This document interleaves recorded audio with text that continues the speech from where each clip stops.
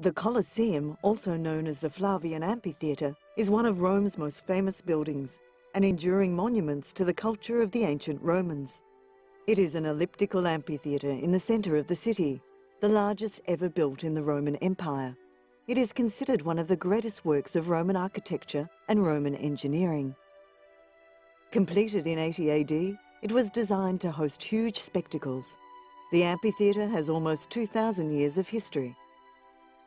This is where the ancient Romans gathered to watch bloody combat between gladiators and battles between men and wild animals.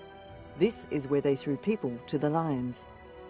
Anyone could attend the events in the Colosseum, as admission was free. Today, it's a major tourist attraction, playing host to 3.9 million visitors each year.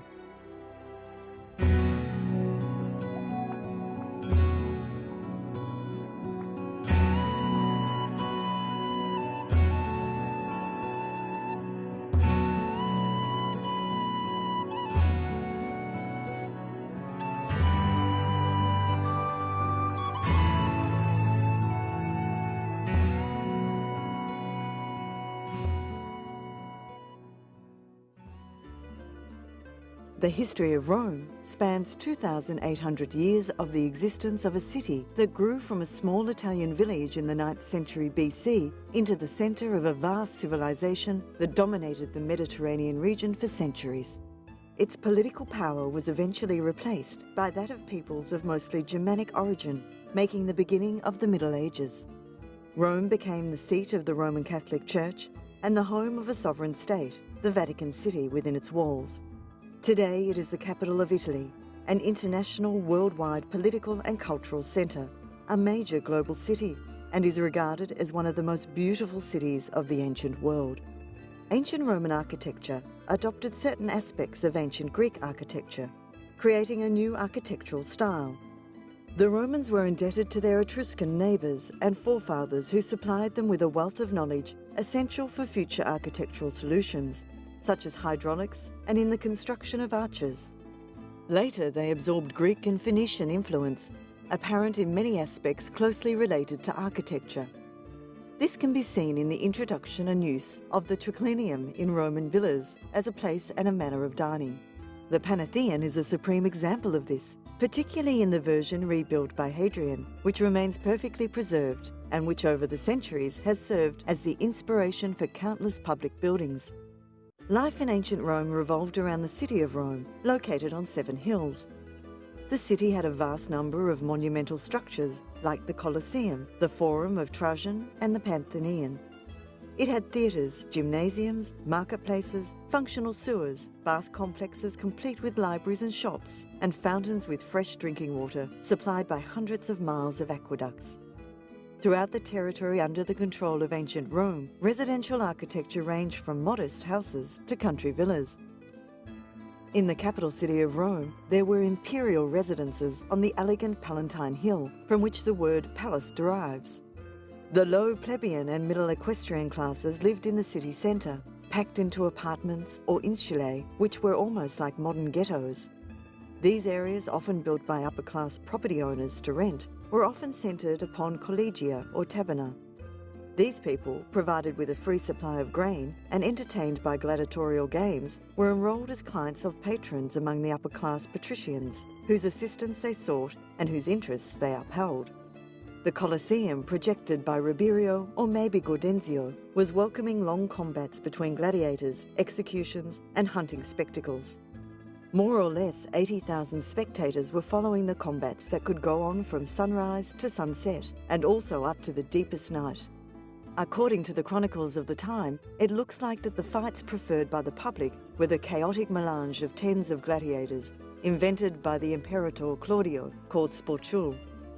All the religious celebrations, the recurrence and the military victories were celebrated during the imperial era with the combats of the gladiators.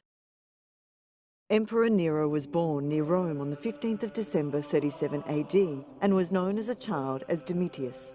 Through his mother Agrippina, he was the only surviving direct male descendant of the Emperor Augustus.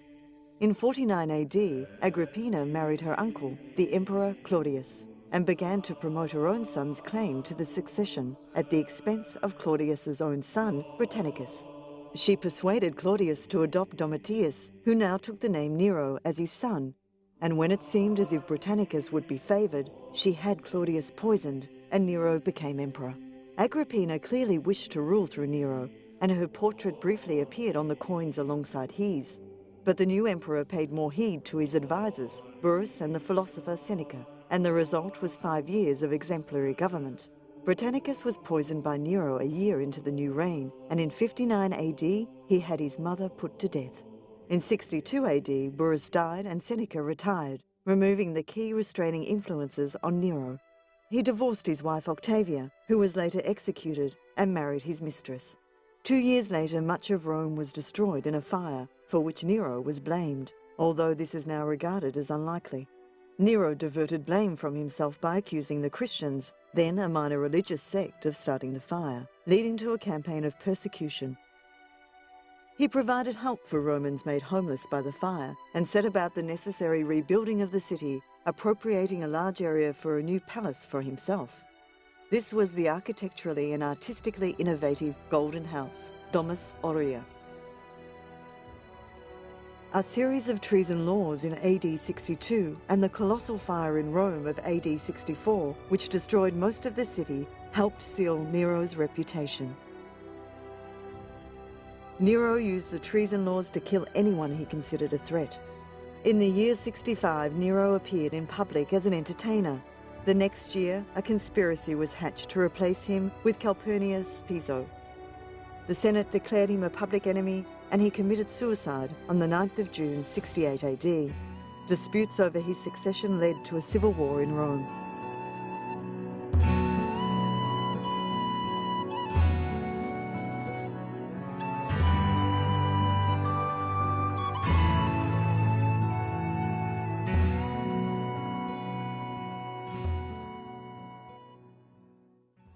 The Emperor Vespasian started the construction of the Colosseum about a decade after Nero's reign and the Great Fire on Rome in 64 AD. Vespasian wanted to give a spectacular enhancement to the Forum's area and central Roman city life, which had depreciated as a public centre under Nero's reign. The name of this new amphitheatre was initially the Flavian Amphitheatre, in honour of Vespasian's ancestors.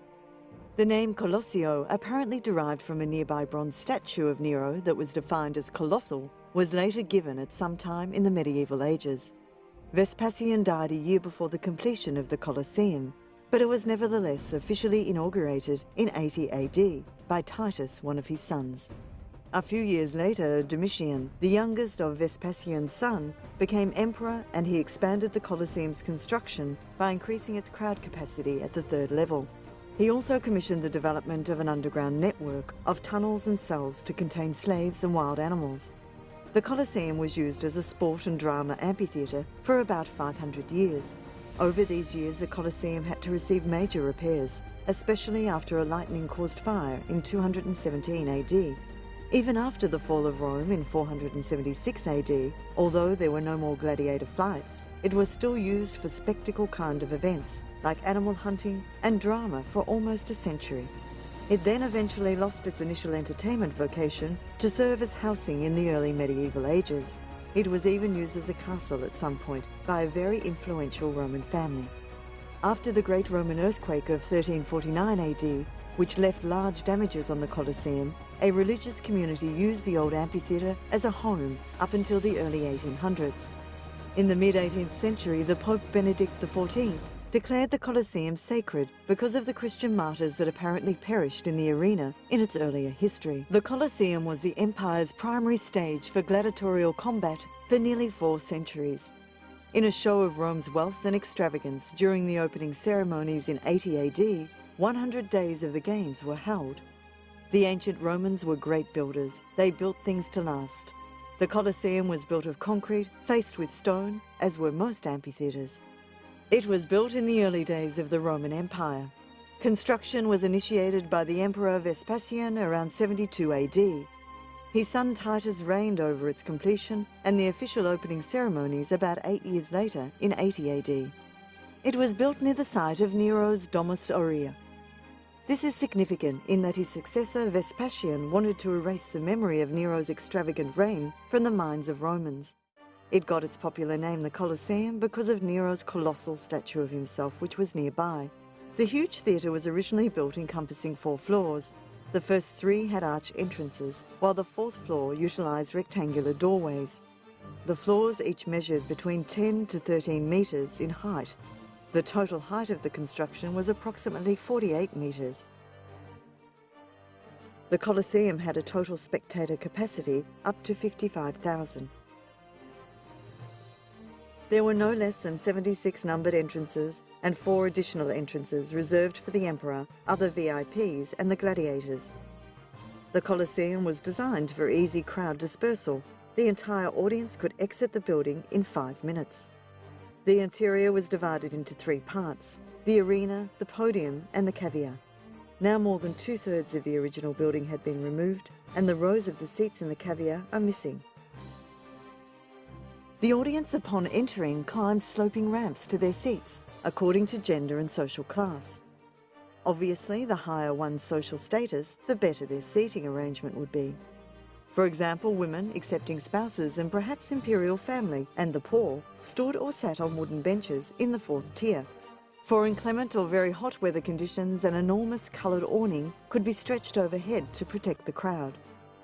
A wooden floor covered subterranean chambers where the gladiators and animals were kept waiting to perform. There is some debate over the idea that the Colosseum was occasionally flooded for mock naval battles. Djem is a town in Tunisia and is home to some of the most impressive Roman remains in Africa. Djem is famous for its amphitheatre, often incorrectly called a Colosseum, capable of seating 35,000 spectators. Only Rome's Colosseum and the ruined theatre of Capua are larger. The amphitheatre at Djem was built by the Romans under proconsul Gordian, who was acclaimed emperor at Titus, and was probably mainly used for gladiator shows and chariot races. It is also possible that construction of the amphitheatre was never finished. Until the 17th century, it remained more or less whole. From then on, its stones were used for building the nearby village of Djem and transported to the Great Mosque in Kairouan. And at a tense moment during struggles with the Ottomans, the Turks used cannons to flush rebels out of the amphitheatre. The ruins of the amphitheatre were declared a World Heritage Site in 1979. The amphitheatre was used for filming some of the scenes from the 1979 Monty Python film, The Life of Brian, and was also used for filming some of the scenes from the film Gladiator.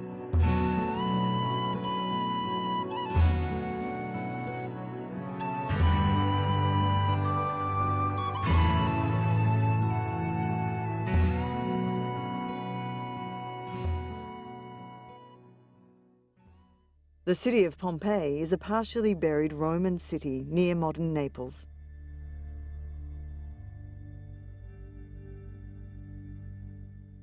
Along with Herculaneum, Pompeii was destroyed and completely buried during a long catastrophic eruption of the volcano Mount Vesuvius, spanning 2 days in the year AD 79.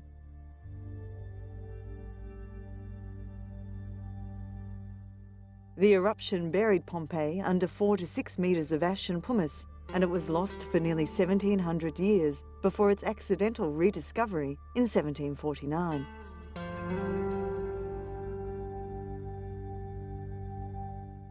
Since then, its excavation has provided an extraordinarily detailed insight into the life of a city at the height of the Roman Empire.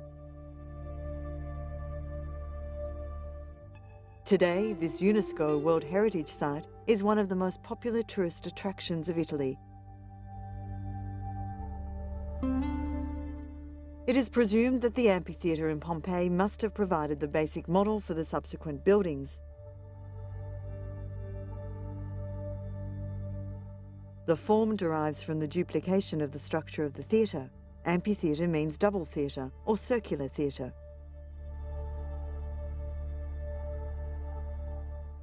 It is an elliptical structure situated in a depression in the ground and backing onto embankments.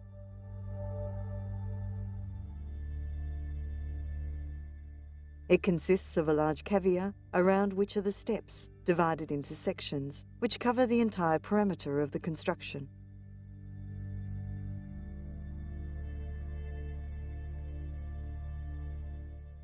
The amphitheatre in Pompeii is an impressive and grandiose construction, capable of holding up to 12,000 spectators.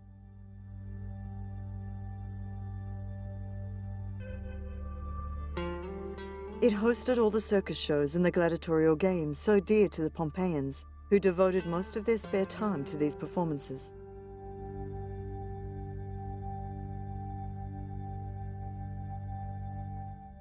The period of its construction dates back to 80 BC and is therefore one of the oldest buildings in existence, which leads to the inference that it might have represented a model for all of those which were subsequently built in Rome.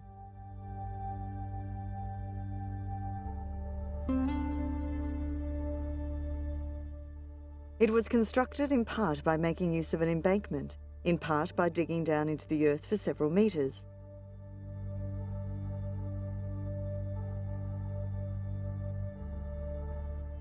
The access steps are outside the building.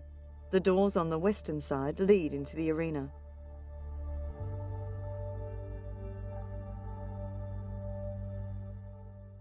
Unlike the other Roman amphitheatres, the one in Pompeii does not have an underground section.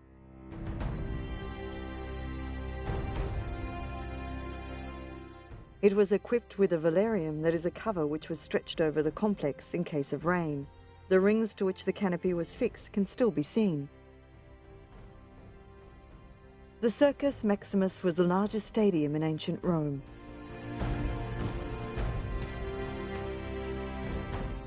At one point, the circus could seat 250,000 people, 1/4 of Rome's population.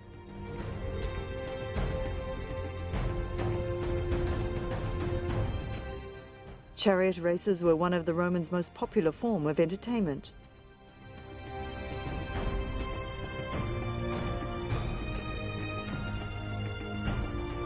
Romulus, the first of Rome's 7 kings, is said to have held chariot races there.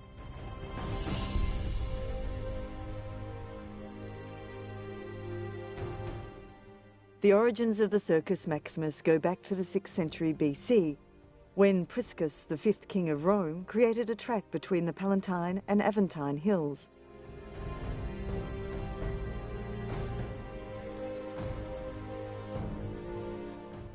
The first permanent starting gates were created in 329 BC.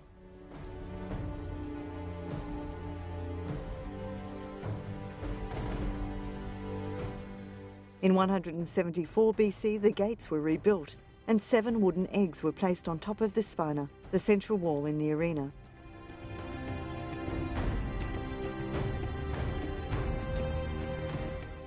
The eggs were used to count the number of laps. After each lap, 1 egg was removed.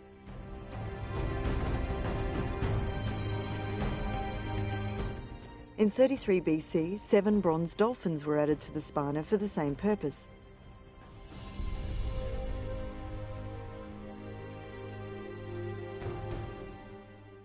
A fire in 31 BC, the first of 3, destroyed the wooden structure.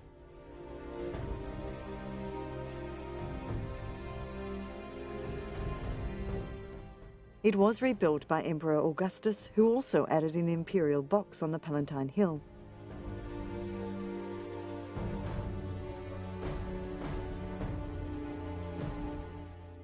A large obelisk from Heliopolis was added to the spina as a decoration.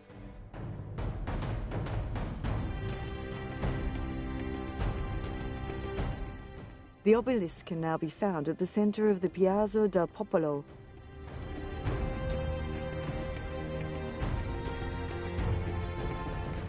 Another obelisk was added much later in the 4th century.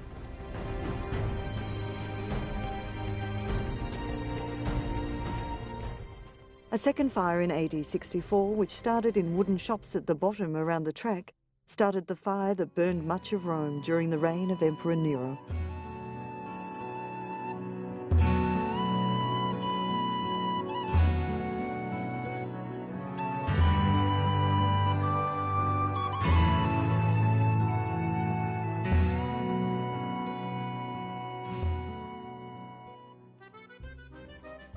Rome Reborn is an international initiative whose goal is the creation of 3D digital models illustrating the urban development of ancient Rome, from the first settlement in the late Bronze Age to the depopulation of the city in the early Middle Ages. With the advice of an international scientific advisory committee, the leaders of the project decided that AD 320 was the best moment in time to begin the work of modelling. It very much enriching people's experience when they go to Rome because having been there and having visited a lot of these places, the ruins are pretty amazing, but it's difficult to get a really good sense of what it was like when it was kind of in full bloom and all the buildings were there, and it was really just a totally different environment. Ancient Rome 3D shows almost the entire city within the 13-mile-long Aurelian walls as it appeared in AD 320. At that time, Rome was the multicultural capital of the Western world, and had reached the peak of its development with an estimated population of 1 million. Rome Reborn began at the University of California, Los Angeles, and was the culmination of more than a decade of work by an international team of archaeologists, architects, and computer specialists. The model that we're using has been constructed very meticulously by a team of researchers in order to faithfully represent the way Rome would have looked in 320 AD.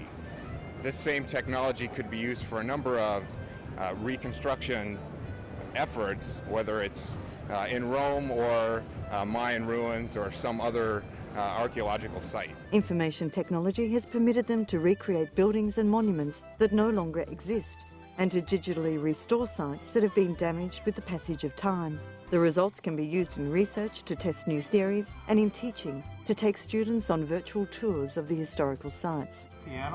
Ogni stanza è dotata di alcuni sensori posti sotto il tetto, quindi sopra la nostra testa, che riescono a rilevare la nostra presenza. Quindi una telecamera filtrata agli infrarossi riesce a riconoscere il passaggio di una persona e riesce a mandare un input al segnale, un input al computer, basato proprio sul rilevamento della sua ombra, della sua presenza. Quindi se io mi avvicino a uno schermo e con una mano cerco di pulire un affresco, c'è in realtà una telecamera nascosta con infrarosse che riesce a filtrare i miei movimenti e a trasformarli per un input utilizzabile al computer. 3D Rewind Rome, the interactive museum of ancient Rome, is located next to the Colosseum. The museum offers an interactive journey through Imperial Rome. Dal punto di vista del successo, credo che sia un grande successo internazionale, nel senso che abbiamo interesse e richieste di visita da tutto il mondo, quindi in poche settimane abbiamo raggiunto oltre 30.000 visitatori. Io credo che oggi il MAV sia il museo più visitato in Campania. Today's great challenge is preservation of what has been uncovered in ancient Rome. Man is a fortunate species. Over thousands of years, our intelligence has given us tools and technology, art and science, society and civilization. We now possess a treasure house of man's great achievements.